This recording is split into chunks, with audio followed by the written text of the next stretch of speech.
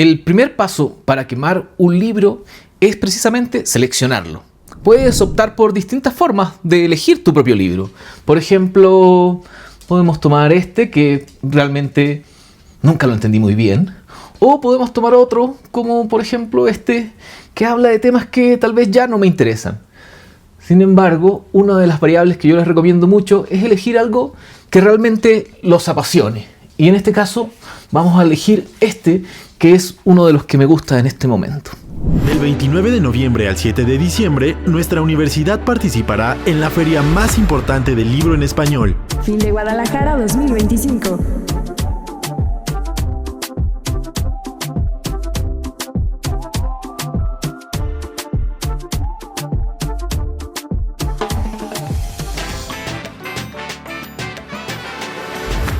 Libros UAM, Laboratorio de Futuros. Hola, buenas tardes. Bienvenidos a la presentación del libro El cautivante fulgor de los libros ardiendo. 12 episodios para una historia de la quema de libros en México. Es un libro que pertenece a la colección Presentes Amistosos, Gabinete de Cultura Editorial, una colección relativamente joven en la UAM, va a tener unos 12 años. Y este es el título más reciente de esa colección, que como ya lo dice la leyenda de la iniciativa, está dedicada a temas del mundo de los libros. Es una colección que va de un formato a otro y de un género a otro y tal vez de un tópico a otro, pero siempre dentro del universo del editorial. Por ejemplo, el que le antecede a este es Historia de un tipómetro y otros papeles de bibliófilos, que es un librito chiquitito con retratos, cuentos, relatos de lectores que comparten este trastorno de la bibliofilia. Y bueno, pues es una colección en donde los libros no se parecen en realidad uno al otro, excepto porque comparten un tema y comparten, digamos, la mirada de juego en torno a este asunto. Antes de presentar a nuestros comentaristas, les vamos a poner un video que manda Sebastián Rivera, porque está en este momento en Buenos Aires, en un congreso de historia del libro, pero preparó algo especial para esta presentación. La pondremos primero y ya después pasamos a quienes nos acompañan aquí en este foro.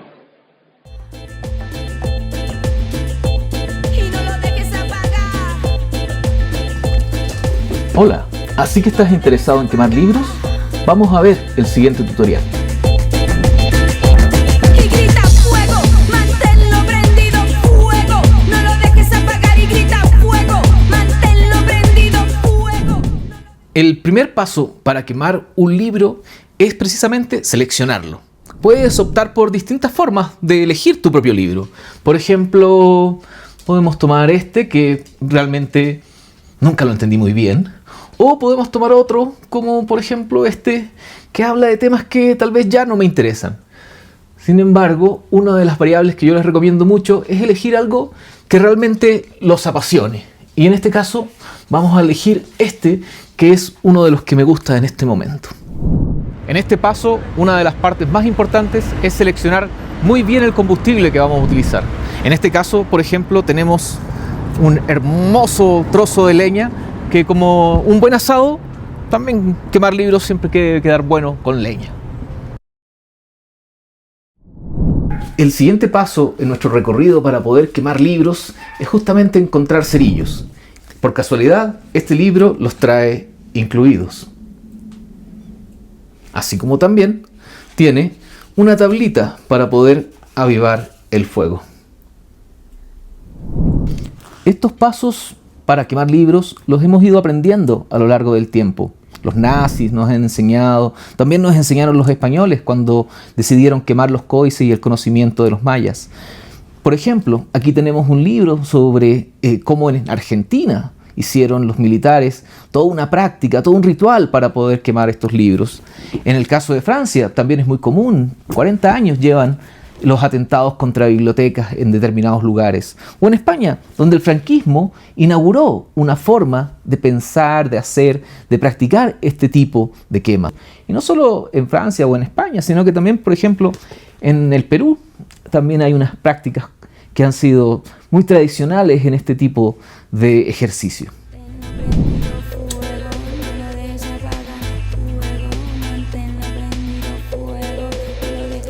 Ya aprendimos sobre cómo quemarlos, ya seleccionamos nuestro libro, ya tenemos el combustible. Ahora solo queda lanzar nuestro libro a las llamas. Fuego, manténlo prendido, fuego, no lo dejes apagar y grito fuego, manténlo prendido, fuego, no lo dejes apagar. Hola, ¿cómo están?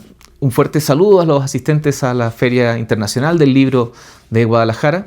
Mi nombre es Sebastián Rivera Mir. Soy historiador chileno, mexicano, radicado aquí hace algunos años y soy autor de este libro que se llama El cautivante fulgor de los libros ardiendo. Lo primero que el lector va a encontrar cuando abra El cautivante fulgor de los libros ardiendo son precisamente unos cerillos que lo inviten a pensar de alguna forma en qué significa quemar un libro. Ponemos los utensilios precisamente para hacerlo a su alcance, de tal manera de que pueda elegir cuál es el camino por el que quiere seguir. Este libro trata de hacer eso, trata de pensar cuáles fueron esos caminos que siguieron muchas de las personas a lo largo del siglo XX que quemaron libros. En general, en México es un mundo desconocido, no ha sido investigado por la historiografía, no ha sido pensado por la literatura, no ha sido estudiado por los sociólogos tampoco, y lo que encontramos fundamentalmente son constantes quemas de libro a lo largo de este siglo XX. Las encontramos en la Revolución Mexicana, las encontramos con los cristeros, las encontramos con la educación socialista incluso. Después las volvemos a encontrar en los años 50, en los años 60 con los libros de texto, por ejemplo. Entonces, lo que quise hacer a lo largo de las páginas de este libro es precisamente contar esa historia. Coexiste con nuestras propias prácticas culturales que muchas veces no la vemos. El libro se propone fundamentalmente desacralizar ciertas situaciones y muchas veces pensamos la quema de libros como si los actores que participaran en ellas, al igual que los nazis o al igual que los españoles cuando llegaron e hicieron la conquista, fueran bárbaros, fueran de alguna manera seres que están más allá de la razón.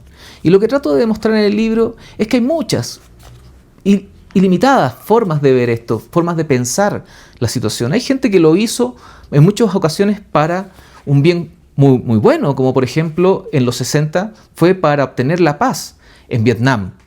Intelectuales lanzaron sus propios libros a las hogueras con esa intención. De ese modo, mi libro trata de alguna manera de recuperar estas distintas prácticas que buscan poner en la historia de México lo que ha sido las quemas de libros a lo largo de su historia. También, de alguna forma, hay un recorrido geográfico a lo largo y ancho de México. No solo aparece la Ciudad de México, que generalmente tendemos a hablar mucho de ella. También aparece Guadalajara, donde se produjeron quemas de libros. También aparece Puebla, aparece Veracruz, aparecen distintos estados donde esta práctica también fue muy común. Así que, donde sea que estén, en cualquier lugar de México, los invito a que le den una ojeada, se introduzcan en este libro para comprender una parte también de la historia mexicana.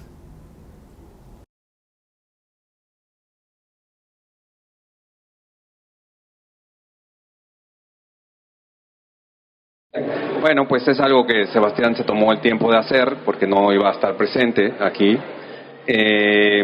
Y nada, pues a mí me gustaría brevemente dar algunas señas de quienes nos acompañan. De acá hacia acá, Lluís Agustí, muy bien, bibliotecario y filólogo barcelonés, es parte de la delegación de la ciudad invitada. Y es director de la Escuela de Librería en la Universidad de Barcelona. Y Jimena Jiménez, correcto. Ella es librera con una iniciativa en el Estado de México, una librería que se llama periferia, correcto, y también estudias bibliotecología, correcto. Y bueno, pues son nuestros dos invitados para comentar pues este libro, este ensayo en 12 partes, breve, sobre un tema poco explorado en la bibliografía mexicana, conocer un par de referencias por ahí, alguna Fernando Benítez, sobre la destrucción de los libros en general en México, sobre todo concentrado en los saqueos de los acervos bibliográficos mexicanos, muchos terminaron en Estados Unidos. Y me gustaría, bueno, pues empezamos contigo, Jimena, por favor. Bueno, sí, pues empecemos, ya tuvimos mucha introducción. Yo creo que aquí estamos abriendo un espacio exclusivo dentro de toda la feria, porque en este contexto todo lo que gira en torno a la feria es la bibliogénesis, ¿no? Cómo crear libros, cómo atraer a los lectores, la producción incesante de libros, revistas, etcétera. Y a veces pues como la feria sigue muchas líneas de mercado, quizás no sea tan redituable hacer una reflexión sobre el mismo soporte que le da nombre a la feria, ¿no? Y creo que la UAM como espacio es de los muy poquitos espacios. Por allá hay otros como Ampersand, editorial argentina, que se dan a la tarea de traernos libros sobre libros. Creo que la UAM es líder en la edición universitaria en esa parte, ¿no? De hablar libros sobre libros, la historia del libro. No es aunque todo gire alrededor del libro, no es como tan lógico, no es tan fácil acceder a ellos. Tienen que pasar varias cosas en el camino de un lector para que diga, estoy leyendo un libro, pero ¿quién hace esto? ¿No? En ese sentido, por eso es un espacio exclusivo. Este espacio es así como pausa, ¿no? En relación a todo lo demás que está pasando. Y bueno, el tema es la quema de libros. En México, como dice el doctor Sebastián, es un trabajo pionero, puesto que si no al lector común no le interesa la historia del libro, pues mucho menos le va a interesar la historia de su destrucción.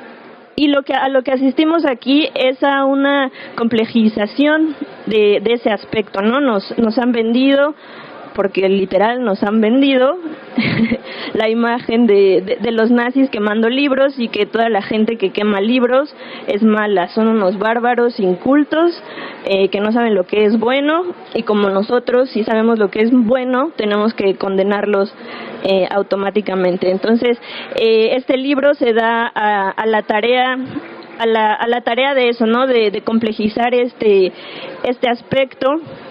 Y recordarnos que el libro siempre acompaña la historia, que las bibliotecas, que la edición acompañan los eventos históricos, y si nosotros leemos una historia del libro, leemos una historia de las bibliotecas, estaremos leyendo la historia del mundo, la historia de la modernidad, ¿no?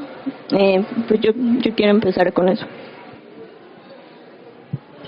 Pues muchas gracias primero que todo por habernos invitado, y la verdad es que cuando me llegó, no por vía papel sino por vía electrónica el libro, tuve la ocasión de leerlo en Barcelona y tuve una sorpresa muy positiva del contenido y de la voluntad de recuperar esta historia de la quema de libros en México, y yo diría que más concretamente en el siglo XX, porque es una historia mexicana puramente del siglo XX. Se podría haber aprovechado mucho más las bestialidades realizadas por mis compatriotas bajando en el año 1521 y para adelante, y que ya teníamos una experiencia previa. Yo lo que encontré en este libro, para empezar, sería felicitar al editor por haber tomado la decisión de editar una obrita que, siendo quizás, como apuntaba Jimena, quizás no de interés para todo el mundo, seguro que despertará primero por su contenido y después por su continente, porque cuando llegué aquí y encontré el libro como era, me pareció una cosa maravillosa de edición. Casi que se lo propongo que lo ojeen y lo pasen entre ustedes, porque seguro que más de uno se quedará prendado con la forma física de su presentación, ¿no? A mí lo que me sorprendió, yo soy profesor en la Universidad de Barcelona de temas de este tipo. Estamos incluso en un grupo de investigación que nos tratamos estos asuntos: la censura, la persecución y la quema. Y la quema viene de lejos. Siempre se recorre, y es obligado casi en un libro que se trata de quema de libros, de hablar de la Plaza de la Ópera de Berlín de 1933, pero uno tendría que retroceder aún más e irse a los Hechos de los Apóstoles, en los que se recupera aquella famosa escena en que San Pablo, después de hacer un buen discurso, un discurso mejor que el nuestro, porque aquí no va a haber quema alguna, cada uno de los asistentes se desplazó a casa, regresó y ofreció al fuego sus propios libros de magia. Esa es una quema que es el inicio y el referente de lo que serán las quemas de libros en nuestro, vamos a llamar, universo cristiano, y más específicamente católico, pero no solo. Es decir, San Pablo introduce esa quema de libros, y que después Constantino y tantos otros reproducirán. Hay un cuadro majísimo que les recomiendo muchísimo de visitar, simplemente yendo a Google: Berruguete, un gran pintor español, que es la quema de los libros de los albigenses. Los albigenses es una heterodoxia cerca de mi casa, en el otro lado del Pirineo, y Santo Domingo de Guzmán lo que hace es lanzar los libros al aire y encima de una pira de fuego. Aquellos que caen sobre el fuego y se queman es que eran libros de los albigenses que merecían la quema. No lo prueben en sus casas, porque probablemente se darán cuenta que tienen bibliotecas. Pero regresando al libro, el significado de la quema del libro, y en esto yo creo que es excelente el punto de vista de Sebastián Rivera Mir, es el valor simbólico de lo preciso y de lo concreto de la quema de libros de los cristeros, de los alumnos que acaban la escuela y queman el libro que México les ha entregado como libro gratuito. Pero yo creo que es importantísimo la aproximación que hace, porque normalmente en nuestra área de la historia del libro todo el mundo se acerca a la historia del libro y de la quema del libro con una posición tomada absoluta y definitiva de que toda quema del libro es ignominiosa. Y como Rivera Mir se acerca a la historia del libro a partir de la historia social, a partir de la historia incluso de los movimientos políticos y sociales, lo hace de un modo que para nosotros es distinto, y para mí fue una bocanada de aire fresco, porque me di cuenta que el libro en sí se ha convertido en un objeto precioso y, vamos a llamar, icónico, y los que somos de las tradiciones del libro, seamos hebreos, musulmanes o cristianos, tenemos en el libro una representación que va más allá de un objeto físico que se pueda romper. Y Rivera Mir hace una aproximación que la encuentro excelente, porque se aproxima diciendo, sin caer en el veamos que no es lo mismo todas las quemas del libro. Les propongo una propuesta. En España y en Francia hay un libro que es el Manual del Suicidio. Aquellos de ustedes que tienen hijos adolescentes, si les propongo que yo les regalo ese libro en casa, probablemente algunos de ustedes dirán: trae para acá que voy a hacer un buen asado, porque esto no entra en casa. Es decir, que entre nosotros también hay un censor en potencia. Pero lo que no se puede hacer entre nosotros, porque somos gente formada en la educación, no podemos enfrentarnos a esta quema de libros. Creo que Rivera Mir lo que logra, y por eso me parece excelente, es que desde la reducción de una decena de casos de la historia de México del 20, a partir de lo que es cada una de esas quemas, hace una reflexión de tipo filosófico, histórico, social, simbólico, que yo creo que reúne lo útil y lo ameno, y lo hace de una forma que además los editores han conseguido que sea bello, por lo que no tengo nada que ver ni con la UAM ni con Rivera Mir, pero les recomiendo muy mucho que si algún libro se llevan de esta feria, uno de ellos sea el de Fulgor de Rivera Mir. Y me he extendido mucho, disculpen, y no me quemen a mí.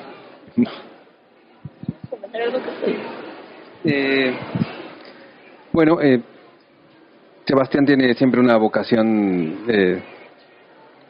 de poner en juego diferentes perspectivas que cuestionan, digamos, el camino más sencillo, ¿no? Él lo que pretende, pero no lo dice el libro, es hacer una historia más larga, ¿no? Que esto era como la primera posibilidad que él tenía porque lo estuve persiguiendo además, como me toca, a que nos entregara una obra para esta colección, ¿no? Pero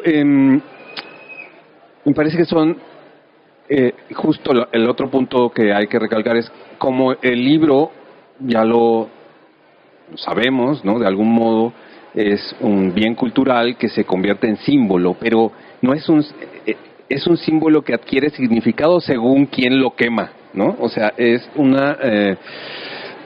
eso es lo que provoca el libro de Sebastián, ¿no? Que efectivamente todos tenemos en la cabeza a los nazis quemando libros, a los españoles quemando libros,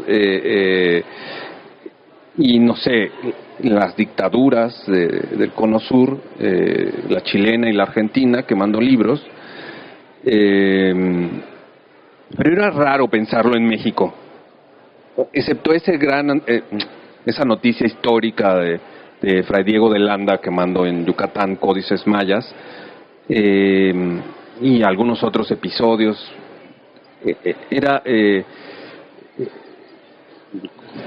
Y eso pasó aquí en México, pasa en México la quema de libros, ¿no? Entonces creo que lo que hacen justo en este texto de divulgación histórica, Sebastián, es primero asumir una posición compleja, ¿no? Respecto al suceso, que no sea maniquea, ¿no? Y bueno, se encuentra uno estudiantes celebrando el fin del curso, quemando libros, pero también a gente de intelectuales de cierta región de México sacrificando sus libros como si fueran sus personas en pro de la paz, ¿no? En fin, que lo que uno ve diferente el tema de la quema de libros, cuesta trabajo en realidad como gente que amamos los libros, decir, bueno, pero es que hay gente que no, o sea, que al final es un instrumento simbólico en una pelea más grande, ¿no? Pero que puede trazarse esa pelea siguiendo el rastro del fuego, ¿no? O las cenizas de lo que ha quedado. A nosotros nos gustó mucho recibir este texto, un texto breve, ameno. Me parece que es un texto de divulgación. Sebastián en realidad es un historiador del libro con sendos librotes sobre estos temas, ¿no? Pero tiene esta vocación de plantear temas que son complejos, digamos, de una manera que uno no tenga que ser especialista para leerlos, ¿no? Tiene otro librito que se llama Edición Latinoamericana, Claxo y la UAM también, pues con una especie de panorama en 10 conceptos de algunas palabras clave sobre esta idea de la edición latinoamericana. Entonces, me parece que es dentro de la colección, que eso es lo que yo puedo hablar, digo, más allá de que ustedes leyeron el texto, es un libro que se suma con personalidad propia porque no teníamos uno sobre robo de libros, pero no propiamente de destrucción de libros. Entonces, bueno, hasta en eso, y eso que lo hiciste notar, Jimena, justo es un libro que no habla sobre la conservación del libro, sino de su destrucción desde un punto de vista histórico, ¿no? No es realmente una reivindicación, sino una invitación a como ver el asunto desde otras dimensiones o tomar en cuenta otras aristas. Yo quiero preguntarles, que conocen el libro, ¿cuál de los episodios que narran les pareció, digamos, pues más particular, sobresaliente o que llamara su atención por alguna razón dentro del el capitulaje del texto. Sí, bueno, contestando con otra pregunta, también invitar a los asistentes a preguntarse sobre sus propias prácticas biblioclastas. Yo me estuve haciendo esa pregunta en las últimas semanas y precisamente va en relación con el episodio que más me llamó la atención, ¿no? Que es este tipo de ritual que tenían los estudiantes de Puebla, que al terminar sus cursos quemaban los libros, no porque eran muy caros, pero sí sus materiales escolares, y lo ligo mucho con un evento contemporáneo porque hace como unos meses en la Ciudad de México, en una de las librerías de la UNAM, se destruyó la librería, ¿no? Precisamente en la Ciudad de México. Y esto es común a varios eventos de los que relata Rivera Mir sobre gente joven, o sea, tenemos como estos dos extremos, ¿no? Cuando nos dicen que alguien quema libros, tenemos en la mente a un censor, a un inquisidor, a un jefe nazi, pero en realidad los eventos históricos han demostrado que la gente joven es la que más quema libros. Y yo estaba tratando como de explicar por qué es esta relación en el otro extremo de la corta edad con la destrucción de libros. Y tengo una anécdota, aprovechando que somos pocos, puedo abrir el anecdotario. Mi primer evento biblioclasta ocurrió cuando yo tenía como 8 años. Mi papá es un poco lector, quizá era más lector de lo que buen papá, y con él pasaba largos tiempos así sentados uno junto al otro. Y él le gustaba leer en los parques, pero a veces sucedía que yo no llevaba libro o no tenía que entretener y no me dejaba alejarme de su lado, ¿no? Y esa vez que cometí biblioclastia, llevaba, no les miento, 4 o 5 horas leyendo, y después saca un periódico. Y yo ya estaba francamente desesperada, porque no había nada, o sea, no había ningún tipo de comunicación, no. Y bueno, y procedí a patearle su periódico. Ay, todavía guardo buen recuerdo. No sé, a lo mejor mi intención sí era patearlo a él, ¿no? Pero no hubiera salido viva. Entonces creo que tiene que ver mucho también con eso, ¿no? Es la distancia social a veces que existen entre lo que vienen los libros y la realidad. Y sí, es una descarga simbólica de violencia, pero también hay libros que son por sí mismos atentados, ¿no? Hay libros que son hechos como injurias, libelos, y pues a lo mejor sí merecen ser quemados, no sé. Muy buena esta confesión pública. Esto es una terapia de grupo ya. Después les pasaremos a ustedes el micrófono para que continúen. Pero regresando a la pregunta, que es difícil de responder, ¿cuál de los capítulos me interesó más? Cada uno de ellos tiene una aproximación que encuentro que fuerza un poco el punto de vista para distinguirse unos de los otros, y en eso también tiene el valor el libro. Tomaré uno para cambiar un poco de tercio, que es la reflexión sobre un cuento de Cortázar, Agua quemada.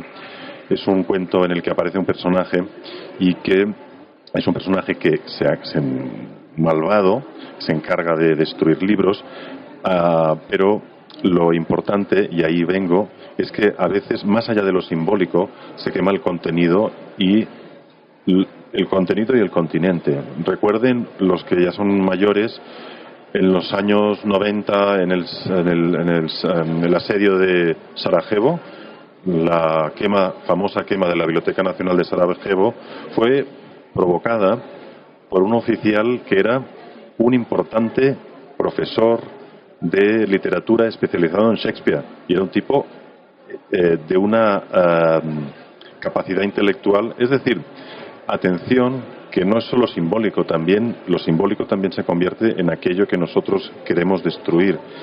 Y si tú quieres destruir, es porque sabes que aquello es es peligroso. El día que dejemos de quemar libros o que dejemos de ver quemar libros será porque se han convertido en algo inocuo.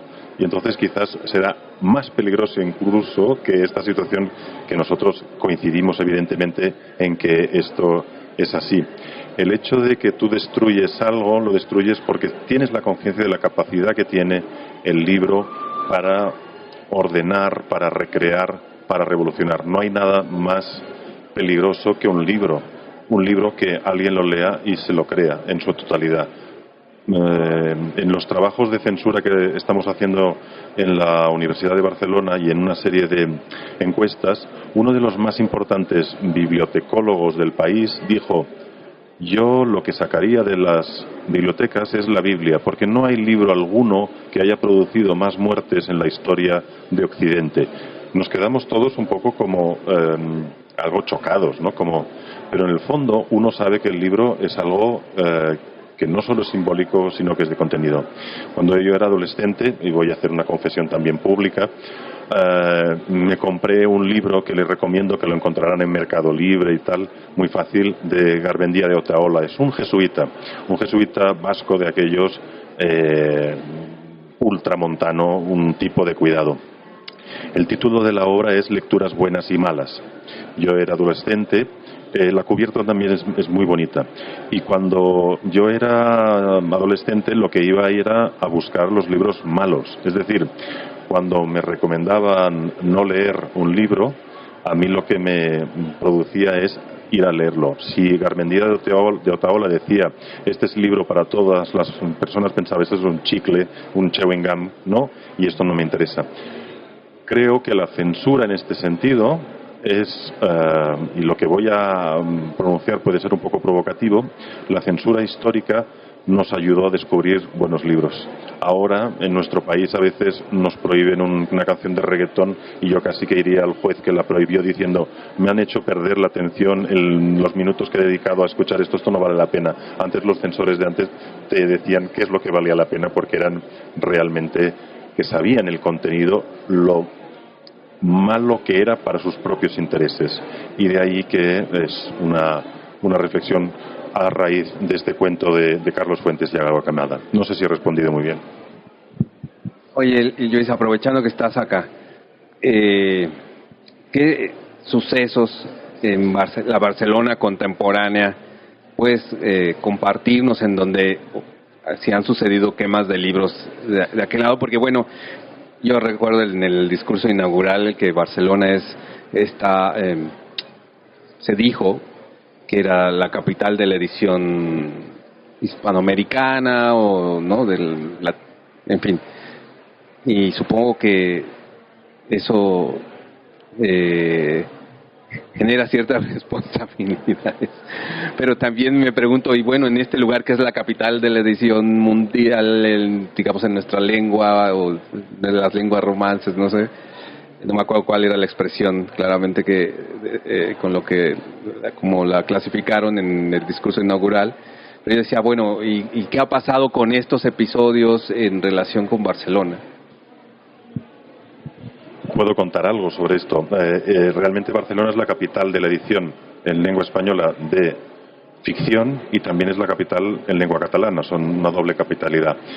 Pero en el año 1939, cuando termina la guerra civil y las tropas franquistas entran en Cataluña, es una de las primeras evidencias que se hacen, y lo recuerda Martínez Rus, que también aparece en el libro citado por Rivera.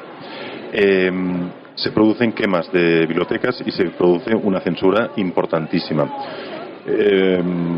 Cerca de 500.000 personas cruzan la frontera y algunos de ellos incluso son acogidos en México fraternalmente por el Estado. La primera evidencia es, por ejemplo, el que es el normalizador de la lengua catalana del siglo XX, Pompeu Fabra. Lo conocerán por la universidad. Lo que primero hacen llegando a su casa es destruir toda la biblioteca. Destruyen toda la biblioteca. Pero no solo eso. Las nuevas autoridades franquistas determinan cuáles son las obras que se deben retirar de bibliotecas y de librerías. Y hago un recuento, algunos de los temas ustedes ya lo habrían sospechado. Libros, como ustedes, socialistas, libros comunistas, libros anarquistas, como no, libros catalanistas, pero también libros pacifistas. Es decir, el propio gobierno quiere una comunidad belicista, cosa que ahora nos parece y nos sorprende, ¿no? O libros naturistas, ¿no? Que es una eliminación física y una prohibición de edición durante 40 años de mucha literatura sobre los más diversos temas, pero con una persecución que conservamos en la actualidad en el Archivo General del Estado en Alcalá de Henares sobre la censura y cómo el censor se mete en el pensamiento y en lo que puede ser de doloso estas escrituras y estas aventuras editoriales y literarias. Es una fascinación que tenemos fascinación por la quema de libros, tenemos fascinación por la censura. En el fondo, nadie le interesa la historia de la felicidad en Suiza, ¿no? A todo el mundo le interesa aquello que es doloroso, pero realmente las personas que vivieron estas quemas, que vivieron estas persecuciones, realmente lo pasaron fatal. Y en este sentido es de agradecer la acogida que en el año 39 tuvo México de más de 25.000 personas que vinieron y fueron acogidas en su país. ¿Quieres comentar algo, Jimena? Ya habló Lluís de lo que significa un poco el fuego en la cultura cristiana con relación a los mártires, pero pues también hay otras cosmovisiones con respecto al fuego, y estaba pensando precisamente en la cosmovisión nahua, donde en una hoguera, en el fuego, es donde se crea el mundo. Y en ese sentido, aunque las comunidades, como dice Lluís, sufrieron cuando se quemaba los libros, realmente en el siglo XX, pues creo que ya es imposible destruir un libro, destruir una idea con fuego.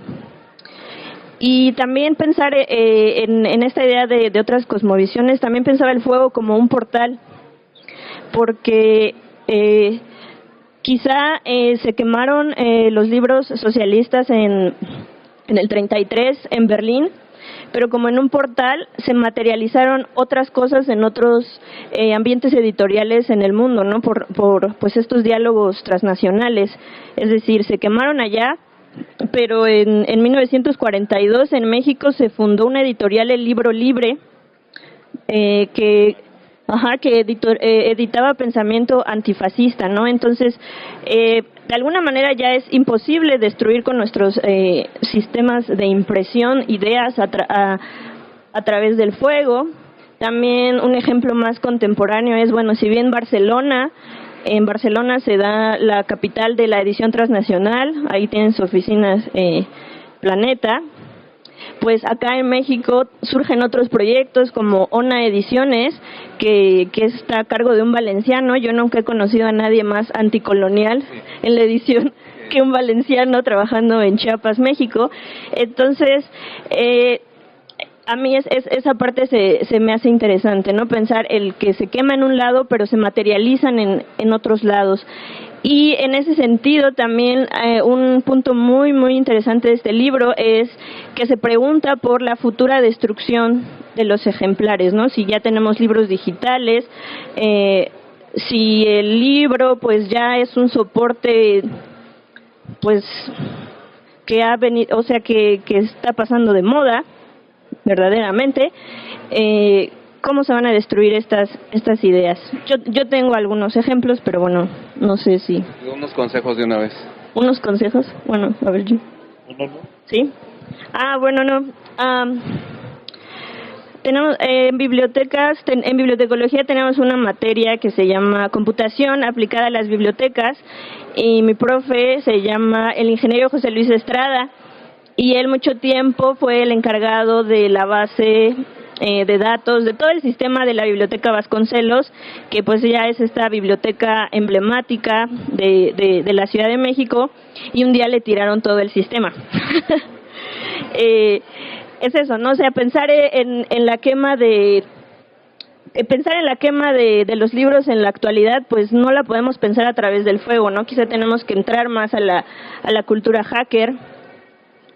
Sí, porque no vamos a ver una pira de celulares quemándolo, ¿no? Eso no tiene ningún sentido. Bueno, le tiraron la página y tú entrabas a Biblioteca Vasconcelos en ese año, que era 2021, y aparecía la foto de Anonymous, ¿no? Entonces, a lo mejor era alguien muy infantilizado, o más bien sí fue un grupo de jóvenes, porque pues son los que recuperan esas referencias. Es cierto, y estuve hace poco en la biblioteca nacional británica, y la hackearon para pedir un rescate, y estuvo durante mucho tiempo con unos problemas enormes. Hablando de bibliotecología, una de las cuestiones, de todos modos, el fuego es muy peligroso, pero es más peligroso el agua para los libros. Tengan cuidado en no tenerlos en lugares con humedades, que eso sí que los lastima, y de verdad. Pues sí, la verdad es más común que suceda lo de la humedad, se los puedo contar también, pero no. Yo quería, aprovechando la remembranza, aquí tuvimos un editor catalán, Felipe Teixidor, que pocos se acuerdan de él en realidad, un gran editor, muy hombre de máquinas. Yo creo que por eso no está ahí como entre los protagonistas, pero él fundó una colección que ha sido trascendental para la formación lectora de muchos mexicanos, que fue el Sepan Cuántos, ¿no? Que realmente no son libros bonitos, pero eran legibles y ponían al alcance de muchos. Yo estudié con esos en la secundaria y en la prepa con varios, y era muy interesante la vida de Teixidor, ¿no? Porque además hizo otras cosas bellísimas, como una bibliografía general de Yucatán, ¿no? Entonces es un personaje que no quería desaprovechar la oportunidad que hiciste de... Él no fue propiamente exiliado en el 39, vino por su cuenta, ¿no? Y me parece que son de esas fortunas que tenemos justo de estas puentes que tienden los libros, ¿no? De estas personas que van de un lado a otro con la cultura del libro, más allá de la destrucción del libro, ¿no? Y no quería dejar de recordar a Felipe Teixidor, ¿no? Que por cierto hay un libro que es una especie de bibliografía, una biografía hecha a partir de una entrevista que le hace Claudia. ¿Lo conoces ese? Sí. Es que voy a confesar una cosa pública. Mi tesis doctoral es la recuperación de la memoria de los editores exiliados en México. Entonces recuperé todos estos, y cuando comentaban que no hay más anticolonial que nuestro compatriota valenciano, les diré que buena parte de la historiografía mexicana de los, vamos a llamar, las guerras de la independencia, está contada y escrita y publicada por españoles en México, que de algún modo devuelven ese favor, y creo que también está bien la figura de Felipe Teixidor de haberla recuperado. Realmente son gente que también trabajan a favor de esta, quizás de esta compensación, no sé hasta qué punto sí moral y legítima, con el país que les acogió, y sabiendo también los desmanes que hicimos españoles, aunque los catalanes a veces no nos sentimos españoles, los desmanes que llegamos a hacer aquí después de haberlos hechos con todo el material árabe, porque antes de quemar todos los materiales amayas, habíamos quemado todos los materiales árabes después de la toma de Granada. Tenemos un historial que nos precede. Voy a pasar el micrófono. Mira, Alejandro.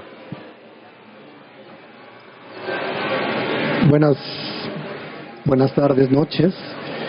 Pensaba en otra de las presentaciones de este mismo libro, donde alguien mencionaba que no era necesario hoy en día hacer una pira de libros para desaparecerlos, y no era suficiente con tirarlos a la basura, ¿no?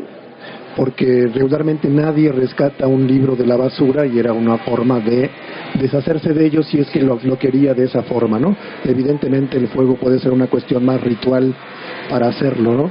Sin embargo, también creo que, y algo que se mencionaba entonces, era que, por ejemplo, en México, al menos en la Ciudad de México, no sé en otros lugares, se organiza al menos 2 veces al año una venta de oportunidad, de libros, el remate de libros, cuando inició hace, no me acuerdo si como unos 15 años más o menos, la idea era salvar a los libros de la guillotina, como una especie de, cuando ya habían descartado las editoriales almacenarlos, lo que seguía era guillotinarlos. Curiosamente, esta feria se ha realizado desde hace décadas en México, y hay muchos libros cuya promesa se hizo para guillotinarlos y siguen vendiéndose en estas ferias. ¿Ustedes consideran que esta práctica es adecuada y qué libros piensan que podrían entrar a la guillotina? Pues creo que el libro, como todos los seres vivos y las mercancías, pues somos víctimas del capitalismo, ¿no? De que es el abaratamiento de todo lo que puede tener valor, termina siendo abaratado. Creo que está en esa parte, ¿no? Pero de alguna manera, y a mí me encanta ese tema, el de la basura, de cómo la basura se puede hacer cultura, ¿no? Porque hay otros agentes, otras especies, como en el libro que antecedió a esta mesa, que empiezan a formar un ecosistema alrededor de eso. O sea, para mí está bien, ¿no? Está bien, pero de alguna manera sí siento nostalgia por lo que se relata en este libro, ¿no? Para mí, que hubiera quemas era signo de un ecosistema saludable, ¿no? De un ecosistema bastante saludable. Quizá deberíamos organizarnos. Digo, si de todas maneras ya se queman, sí deberíamos organizarnos para armar 2 que 3 quemas y sin miedo. A ver, lo que voy a decir es desde el punto de vista... ¿Perdón? Yo lo voy a decir desde el punto de vista de la bibliotecología. Para empezar, nuestros países, México o España, son países que han sido pobres desde el punto de vista librero. Hemos caído en el lado católico de la historia, y el lado católico de la historia ha sido un lugar pobre desde el punto de vista de la alfabetización, que ha hecho que hubiera pocos lectores y hubiera poca producción. ¿Qué sucede? Nos hemos hecho ricos en los últimos años, en los años 80, 90 del siglo pasado. Actualmente hay bibliotecas o hay librerías privadas en las que hay un exceso de libros que de manera nostálgica queremos salvar de la trituradora. Pero les puedo garantizar que los sistemas bibliotecarios mexicano, creo que lo podría afirmar, pero español seguro, no hay pérdida de memoria bibliográfica. Los libros que en alguna ocasión algún editor, en lugar de editar 1500, se pensó que sería una gran salida y publicó 5000 porque salía más barato, tampoco no vamos a adoptar todos esos libros cuando no tuvo ya el interés de los lectores. Es más, muchos de estos libros a veces son huertas de árboles que se hacen especialmente para ese papel, es decir, que no hay importancia de que se destruyan para hacer otros libros. En el caso de la industria francesa, hacen sobre todo cajas de pizza. Esas cajas que son cuadradas, que hay una cosa redonda que se corta en triángulos, que siempre me explota la cabeza cuando lo pienso, ¿no? Es una segunda vida que no tenemos que tener miedo. Pero ¿qué sucede? Cuando cualquier bibliotecario hace un expurgo de su biblioteca, ¿por qué?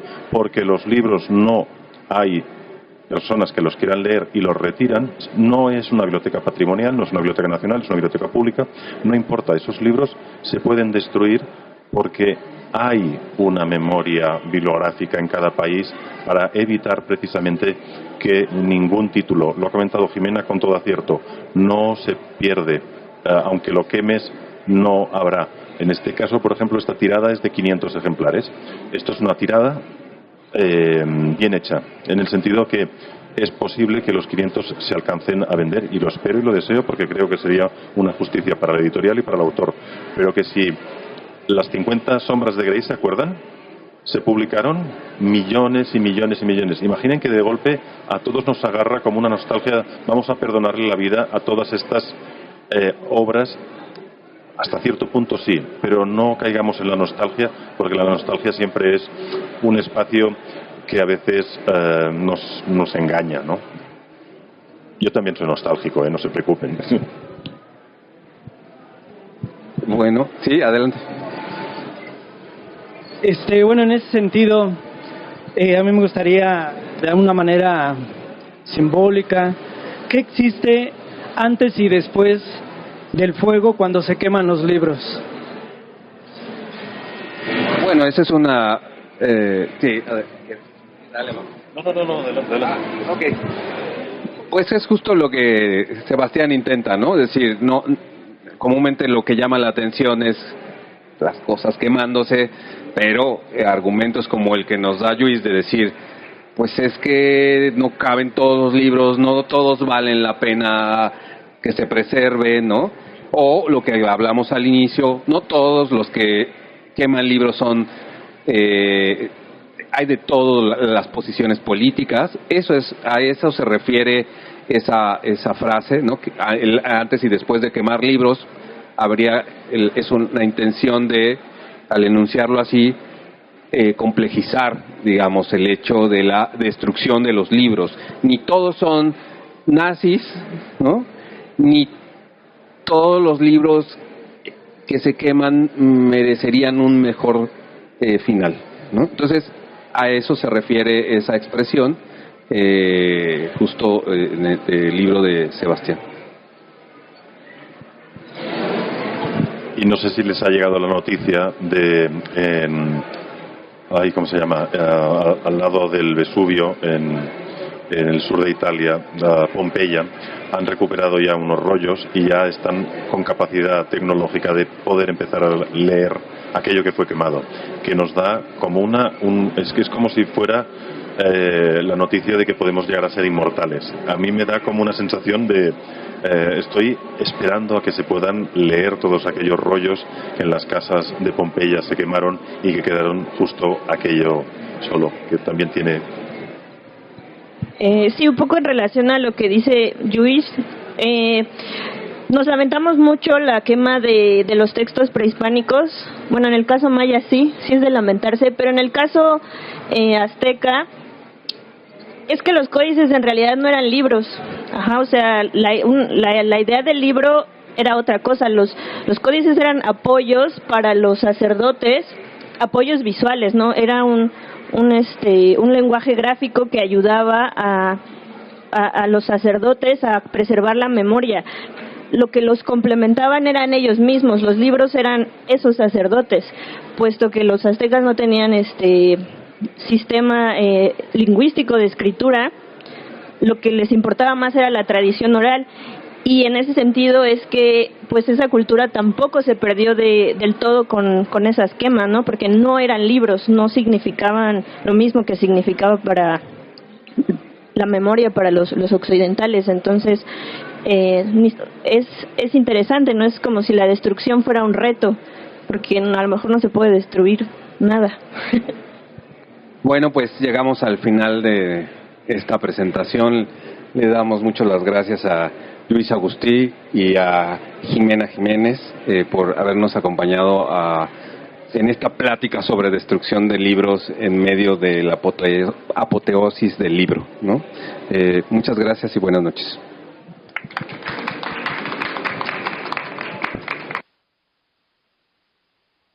Del 29 de noviembre al 7 de diciembre, nuestra universidad participará en la feria más importante del libro en español. Fin de Guadalajara 2025.